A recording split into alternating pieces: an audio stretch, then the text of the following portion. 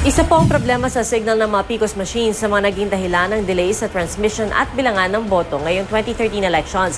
Pero ayon sa mga telecom company, maayos naman ang kanilang serbisyo noong araw ng botohan. Narito ang report ni Chino Gaston.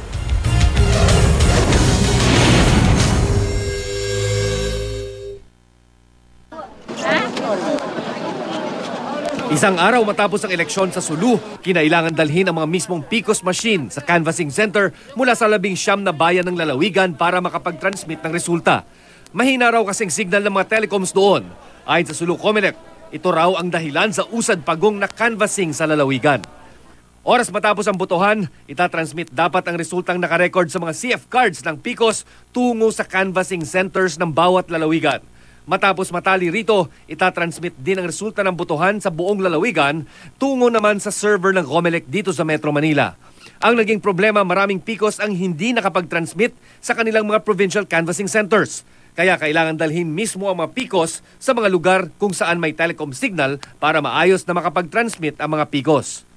Ayon sa grupong Automated Election System Watch o AES Watch, hindi naman bago ang mga ganitong problema. Katunayan, nagkaproblema din noong 2010 sa mahinang mga telecom signal. Hindi nila ma-identify ngayon at hindi nila ma-test kung talagang reliable yung infrastructural system ng bansa. Yung nakikita natin ngayon, malinaw na ebidensya yan na mayroong malalaking questions ngayon tungkol doon sa credibility ng election results. Pinabulaan na naman ng PLDT, Smart Telecom at Sun Cellular na ang signal nila ang rason sa mabagal na canvassing. Fully functional daw ang mobile networks ng tatlong telco noong eleksyon at mabilis na natransmit ang resulta sa Comelec Central Server. Sabi naman ng Globe Telecom, wala silang natanggap sa report noong araw ng eleksyon mula sa kliyente nilang Smartmatic na may problema sa kanilang signal.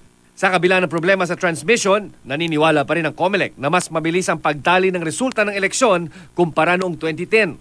Noong 2010, inabot ng 5 araw pagkatapos ng eleksyon bago magproklama ang Comelec ng unang 9 winning senatorial candidates. 8 araw naman ang lumipas bago na iproklama ang huling 3 nanalo sa pagkasenador. Para sa unang balita, Chino Gaston reporting.